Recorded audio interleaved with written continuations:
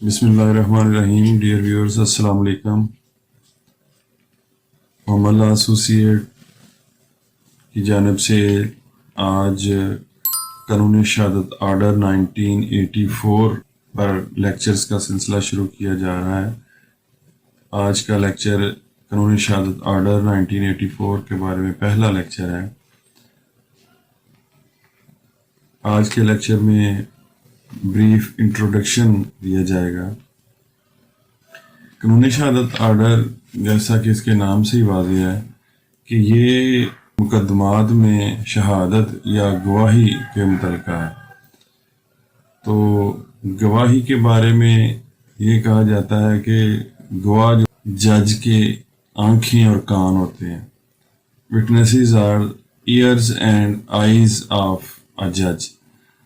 تو اس حوالے سے میں تو یہ سمجھتا ہوں کہ قوانین میں سے سب سے زیادہ توجہ اور غور سے دیکھے جانے والے قوانین میں سے یہ ٹاپ آف دی لسٹ ہے کہ اس کو بڑی اچھی طرح سمجھنا چاہیے کہ جس کی بنا کے اوپر ڈٹرمن ہونا ہوتا ہے کہ کون سی شہادت جو ہے وہ جج قبول کرے گا، کون سی نہیں کرے گا، یا کون سا شخص شہادت دینے کے اہل ہے، یا کون سا واقعہ اس اہل ہے کہ اس کو بطور شہادت جو ہے وہ کورٹ میں پیش کیا جا سکے. یہ قانون شہادت آرڈر جو ہے یہ 1984 میں پریزیڈنشل آرڈر کے طور پہ یہ نافذ کیا گیا تھا. اس سے قبل ایویڈنس ایکٹ 1872 تھا، اور ابھی جب میں اس کے بارے میں بتاؤں گا، اس کا پریمبل اور ایکسٹینٹ اور کمنسمنٹ پڑھیں گے تو اس میں یہ وجہ آ جائے گی کہ کس وجہ سے یہ پھر اس کو بدل کے تو قانون شہادت آرڈر کیا گیا. قانون شہادت آرڈر پاس ہوا 1984 کو، اور اسی وقت یہ پھر پراملگیٹ کیا گیا. اس سب سے پہلے اس کا شارٹ ٹائٹل ایکسٹینٹ اور کمنسمنٹ، یہ اس کے آرٹیکل 1 میں دیا گیا ہے.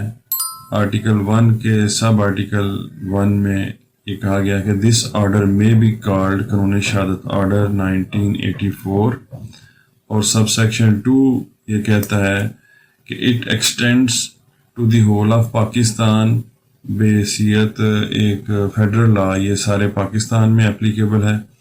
And applies to all judicial proceedings in or before any court, یعنی یہ تمام جوڈیشل پروسیڈنگز میں اپلائی کرے گا جو کسی عدالت میں یا عدالت کے روبرو ہو رہی ہیں. انکلوڈنگ اے کورٹ مارشل، اس میں کورٹ مارشل کو بھی یہی لاگو ہوگا لا. A tribunal and other authority exercising judicial or quasi judicial powers or jurisdiction, کوئی بھی اتھارٹی جو جوڈیشل یعنی عدالتی اختیارات استعمال کر رہی ہے یا نیم عدالتی اختیارات استعمال کر رہی ہے، وہ بھی اپنی پروسیڈنگ کے دوران جب وہ شہادت قلم بند کریں گے تو اس شہادت کی قلم بندی پر بھی یہی اصول لاگو ہوں گے جو اس قانون شہادت آرڈر میں بیان کیے گئے ہیں. لیکن اس میں جو ایکسکلوڈ کیا گیا ہے انسٹیٹیوشن وہ ہے but does not apply to the proceedings before an arbitrator. اگرچہ آربیٹریٹر بھی جو ہے وہ جب آربیٹریشن کی پروسیڈنگز کرتے ہیں تو اس میں وہ شہادتیں اور گواہیاں لیتے ہیں، لیکن قانون شہادت نے منع کر دیا ہے کہ اس قانون شہادت آرڈر کی پروویژنز جو ہیں وہ آربیٹریٹرز جو ہیں ان کی پروسیڈنگ کے اوپر یہ لاگو نہیں ہوں گی.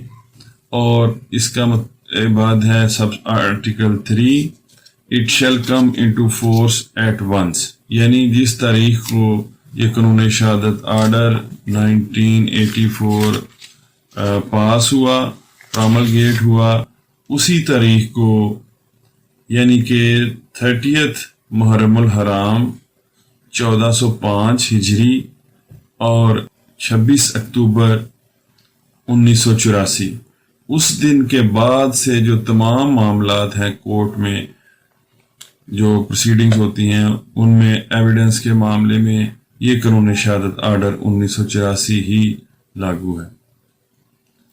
اب میں یہ بتا دوں کہ اس میں کوئی چینج نہیں ہے 1872 کے ایکٹ سے، سوائے اس چینج کے جو اس آبجیکٹ کی بنا پر اس میں عمل میں آئی ہیں، اور وہ ہے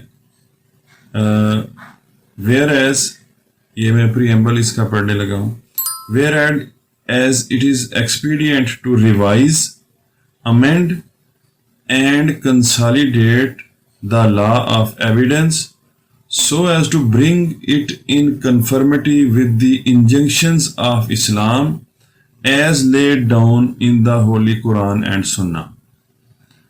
اب یہ ایک واحد مقصد تھا جس کے لیے پہلے سے ایگزسٹنگ لا کو ریوائز کرنا، امینڈ کرنا اور کنسالیڈیٹ کرنا، ایک جگہ پہ مجتمع کرنا۔ وجہ اس کی پیچھے اور مقصد اس کے پیچھے کیا کہ کس لیے اس کو ریوائز کرنا ہے، امینڈ کرنا ہے اور کنسالیڈیٹ کرنا ہے، کہ وہ ایسا ہو جائے کہ جو کہ اسلامی تعلیمات جو کہ کلام پاک اور نبی صلی اللہ علیہ وسلم کی سنہ میں موجود ہیں ان کے مطابق ہو جائے۔ باقی سارے پرنسپلز جو ہیں اس میں وہی، بلکہ 85% جو اس میں سیکشنز ہیں ان کی لینگویج وربیٹم کاپی ہے ایویڈنس ایکٹ 1872 کی، اور اس کو اس حد تک ترمیم کیا گیا ہے اور امینڈ کیا گیا ہے اور کنسالیڈیٹ کیا گیا ہے جس حد تک کہ اس کو in accordance with the holy Quran and Sunnah بنانے کی ضرورت تھی۔ اب it shall come into force at once جو آرٹیکل 1 میں لکھا گیا ہے اس کے مطابق اس کا پراسپیکٹیو ایفیکٹ ہے اور اس کا ریٹراسپیکٹیو ایفیکٹ نہیں تھا۔ اس کا مطلب یہ ہے کہ وہ پہلے جو کیسز جو ڈیسائیڈ ہو چکے تھے ایویڈنس ایکٹ کو مد نظر رکھتے ہوئے ان کے اوپر جو ہے وہ اس لا کو مؤثر بماضی نہیں کیا گیا تھا۔ اب اس لا کی اسکیم یہ ہے کہ اس میں 3 پارٹس میں اس کو تقسیم کیا گیا ہے۔ مین جو پورشن ہے اس کا کیسوں کے فیصلہ میں سب سے ضروری چیز یہی ہوتی ہے کہ فیصلہ کا انحصار اس مواد پر ہو، اس شہادت یا میٹیریل پر ہو جو کہ جس ایشو کا فیصلہ کیا جا رہا ہے وہ اس سے ریلیونٹ ہو۔ تو اس کا پارٹ 1 جو ہے وہ ریلیونسی آف فیکٹس ہے، جس میں چیپٹر 1 سے 6 تک ہیں۔ اس میں پریلیمنری جو ہم نے ابھی دیکھ لیا، witnesses, relevancy of facts, admissions, زبانی شہادت، ڈاکومنٹری ایویڈنس اور exclusion of oral evidence by documentary evidence, یہ تمام جو ہیں یہ پہلے پارٹ میں ریلیونسی آف فیکٹس کے میجر ہیڈ کے تحت اس کا ڈیل کیا گیا ہے۔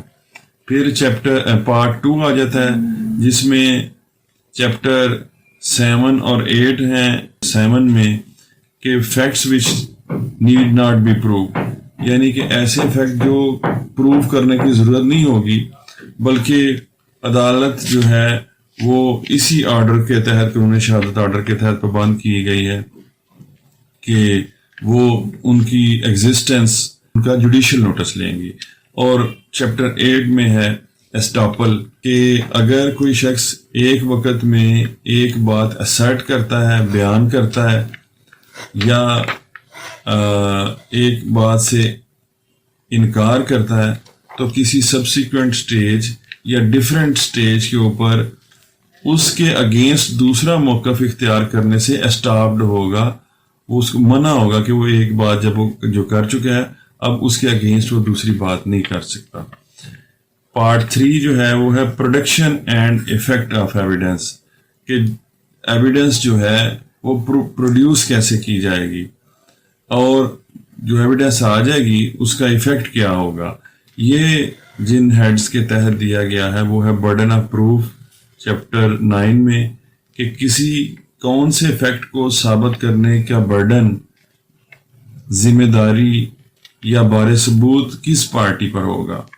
फिर एग्जामिनेशन ऑफ विटनेसेस के इनका ऑर्डर ऑफ एग्जामिनेशन क्या होगा, कौन सी पार्टी पहले विटनेसेस पेश करेगी, दूसरी राइट किसका होगा पेश करने का, और इसी तरह रिबटल में अगर दोबारा विटनेसेस पहली पार्टी ने पेश करने हैं तो वो आएगा। अगर कोई एविडेंस इम्प्रॉपरली एडमिट हो जाए या रिजेक्ट हो जाए तो क्या कानून होगा। सिविल केसेस के बारे में कि ओथ पे डिसीजन हो सकता है, स्पेशल ओथ पे उसका है, और मॉडर्न डिवाइसेस से जो एविडेंस अवेलेबल हो उनके बारे में ये बयान आएगा कि वो भी एविडेंस जो है वो इस कानून शहादत आर्डर के तहत जो है वो एडमिसिबल करार दी गई है। अब हम आर्टिकल 2 है इंटरप्रिटेशन क्लास, वो उसके बारे में कुछ अल्फाज की जो है वो इंटरप्रिटेशन देखेंगे कि इस कानून शहादत आर्डर को पढ़ते हुए हमने कैसे इंटरप्रिटेशन करनी है इन अल्फाज की। किसी भी लॉ में जो इंटरप्रिटेशन की जाती है वही इंटरप्रिटेशन जो है वो उस एक्ट को या उस कानून को पढ़ते हुए मद्देनजर रखी जाती है और उसी पर अमल किया जा सकता है। कानून शहादत आर्डर के आर्टिकल 2 में in this order unless there is anything repugnant in the subject और कॉन्टेक्स्ट, कि इस आर्डर में अगर कुछ ऐसी चीजें ना हों जो दर्ज झैल अल्फाज की दर्ज झैल दी गई तारीफात के खिलाफ हों तो उनको यही मीनिंग दिया जाएगा। सबसे पहले सब सेक्शन 2A में आता है कोर्ट। अब कोर्ट के साथ आप देखेंगे हम पहले लेक्चर्स में डेफिनेशन में मीन्स का इस्तेमाल, इंक्लूड्स का इस्तेमाल और मीन्स एंड इंक्लूड्स यानी मीन्स और इंक्लूड्स का जॉइंटली इस्तेमाल की जो इंपोर्ट और इम्पॉर्टेंस और इंटरप्रिटेशन है वो पढ़ चुके हैं। अब हम ये देखेंगे उसी इंटरप्रिटेशन के मुताबिक कि कोर्ट इंक्लूड्स ऑल जजेस and magistrates and all persons accept arbitrators legally authorised to take evidence. इसमें इंक्लूड्स का मतलब ये है इसमें ये चीजें भी शामिल हैं, ये अफराद भी शामिल हैं, लेकिन कोर्ट का डिक्शनरी मीनिंग कि कोर्ट वो जगह है जहां पे इंसाफ फराहम किया जाता है, तो वो कोर्ट का डिक्शनरी मीनिंग और ये जो इंक्लूड्स जो शामिल किया गया है ये जहां तक इससे मुतजाद नहीं होंगे वो डिक्शनरी मीनिंग भी है इस कानूनी शहादत आर्डर को पढ़ते हुए कोर्ट का मद्देनजर रखा जाएगा। ये सेक्शन हमें बता रहा है कि कोर्ट का लफ्ज जहां पे आएगा तो उसका में कौन कौन शामिल होगा। इस सब आर्टिकल 2A के मुताबिक तमाम जजेस, तमाम मजिस्ट्रेट्स और ऐसे तमाम अशखास जिनको ऑथोराइज किया गया है कि वो शहादत ले सकें। अब यहाँ पे एक और लफ्ज इंटरप्रिटेशन के हवाले से ज़रूरी है कि कोर्ट इंक्लूड्स ऑल जजेस and magistrates and all other persons कहा गया है, जिसका मतलब यह है कि in addition to magistrates and जजेस वो तमाम अशखास जो कानूनी तौर पर शहादत लेने के मजाज हैं जब वो प्रोसीडिंग कर रहे होंगे जिसमें उन्होंने शहादत लेनी है तो वो कोर्ट होंगे और इसी कानून शहादत आर्डर के तहत जो है वो शहादत लिखेंगे। इसकी मिसालें दी जा सकती हैं। एक्साइज ऑफिसर जब डिटरमिन करता है कि ये किसी ने जाली रजिस्ट्रेशन करवाई है या जेन्युइन है किसी फ्री की एप्लीकेशन पे, तो वो एविडेंस भी लेता है और ऑर्डर भी उसी तरह पास करता है, तो एट दैट टाइम वो कोर्ट कहलाएगा। इसी तरह महकमाना इंक्वायरीज में ऑथोराइज्ड ऑफिसर या कॉम्पिटेंट अथॉरिटी एविडेंस लेते हैं और इस कानून शहादत लागू होता है तो उस वक़्त वो कोर्ट सबर होंगे। अब इसमें जब एंड हो तो इसका मतलब होता है दोनों चीज़ें। अगर हम कहेंगे वाइट एंड ब्लैक तो इसका मतलब है कि ये दोनों चीज़ों की बात हो रही है। ये एक से एक के साथ दूसरा इजाफा होता है। और अगर इस्तेमाल हो तो इसका मतलब होता है कि ये या तो एडिशन का कहा जा रहा है और या मुतबादल का कहा जा रहा है। मतलब अगर आपसे कहें, कोई कहे कि काला या सफ़ेद घोड़ा ले आओ, तो इसका मतलब ये है कि वो कह रहा है कि आपने एक लाना है, या काला लाना है या सफ़ेद लाना है, यानी कि एक चीज़ जो है वो दूसरे को एक्सक्लूड कर रही है। जब एंड हो जिस तरह के इस आर्टिकल में है तो फिर इन एडिशन होगा और वो तमाम अफराद जो लीगली ऑथोराइज हैं एविडेंस लेने के, वो ऐसी प्रोसीडिंग करेंगे तो वो कोर्ट कहलाएंगे। इन तमाम का पॉजिटिव जिक्र करने के बाद जो कोर्ट में से एक्सक्लूड किया गया है वो है आर्बिट्रेटर्स का, कि सालस की जो वो कार्रवाई होगी वो कार्रवाई करते हुए जो है वो कोर्ट नहीं होगा और ना उसको कोर्ट कहा जाएगा। इसके बाद डॉक्यूमेंट की इंटरप्रिटेशन जो है वो काफ़ी तवज्जो की ज़रूरत है उसको।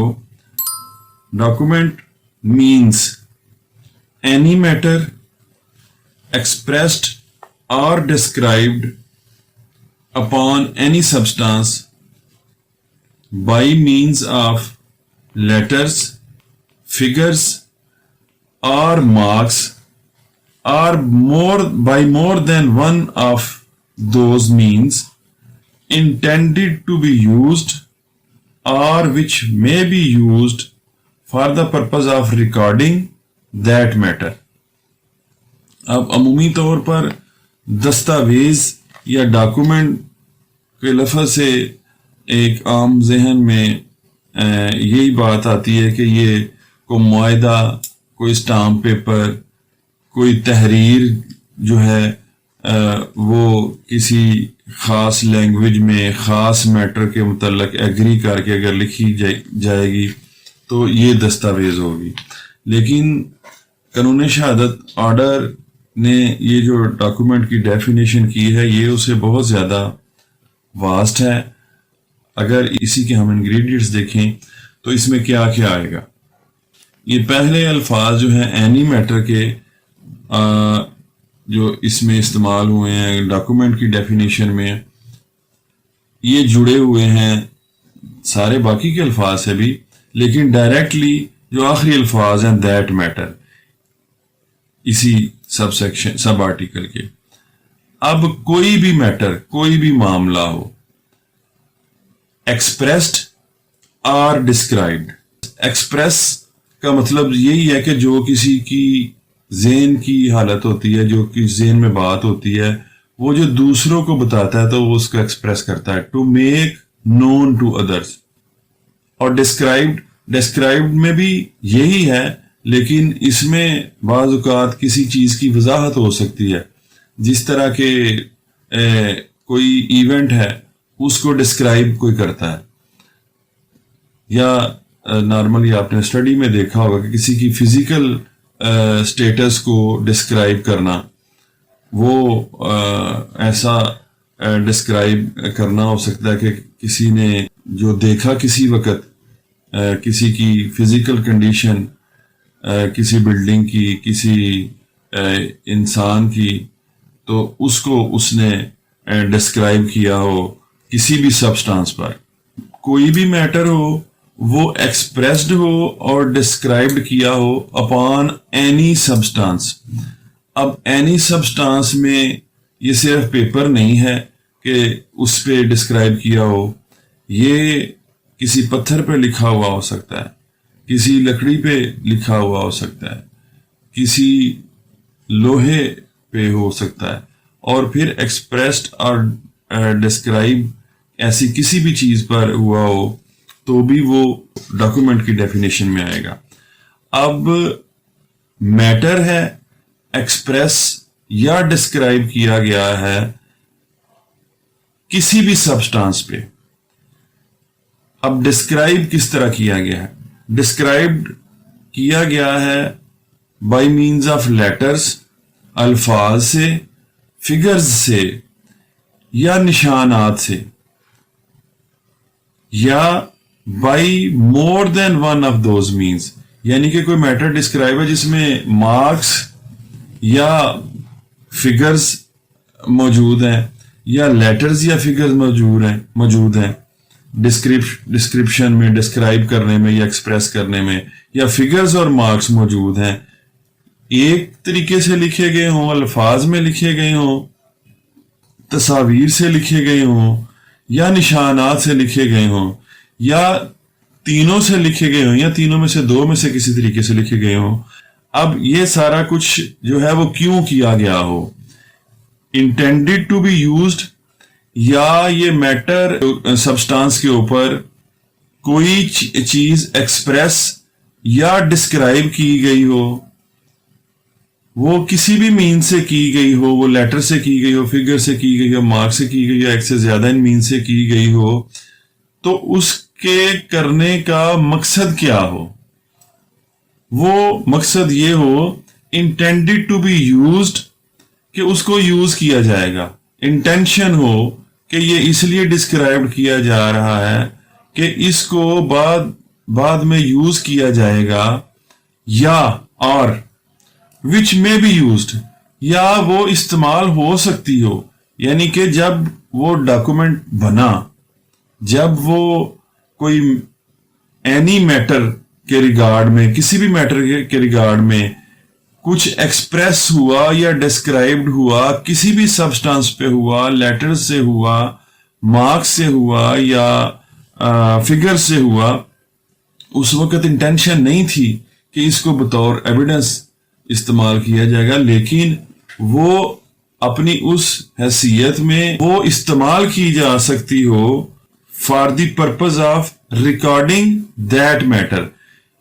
یعنی کہ جس معاملے کی انٹینشن ہے کہ اس کے بارے میں یہ لکھ لیا جائے یا ڈاکومنٹ بنا لیا جائے، یا انٹینشن تو نہیں ہے لیکن وہ اس میٹر کی ایویڈنس ہے جس میٹر کے بارے میں وہ ایکسپریس ہو گیا ہے یا کیا گیا ہے، تو وہ تمام ایسی چیزیں جو ہیں وہ ڈاکومنٹ ہوں گی. اب اس میں ڈاکومنٹ کی قانون شہادت میں دی گئی تشریح عام ڈاکومنٹس کی تشریح سے بظاہر ہی وسیع لگ رہی ہے، ادروائز تو ایکچوئل کو واضح کیا گیا ہے.